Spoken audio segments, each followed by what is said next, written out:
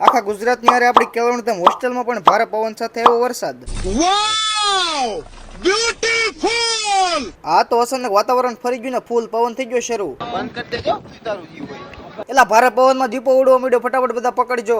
ત્યાં તો વિક્રમ ઠાકોરના ભાઈ એન્ટ્રી મારી દીધી ને એને લગી ગયો વરસાદ ને 3 હાવા જોયે જમીલીરુના ભારે પવનમાં હાલતા હતા. અહીંયા અતુલભાઈ ને યારે દીકુલભાઈ ને તુષારભાઈ હીરાપ્રાબી ભાઈ જમવા અને પછી આપણે યારે જોડાઈ ગયા દિવેશભાઈ ના ભાઈબંધ નવાભાઈ. કરી દેજો સીતારું જીવ હોય.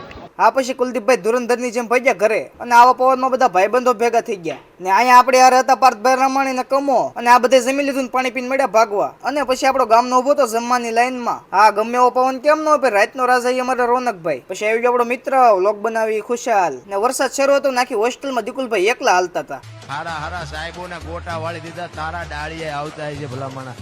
અને બાંચવું કેમ, એ તો અમારી અહીંયા ટ્યુશન બાંધવું પડે ભલામણા. આવા કમોસમી વરસાદમાં ભારે નુકસાન ખેડૂતોને થયું હોવાથી એના માટે એક લાઈક કરજો, કોમેન્ટ કરજો અને તમારા ગ્રુપમાં વિડીયો શેર કરજો.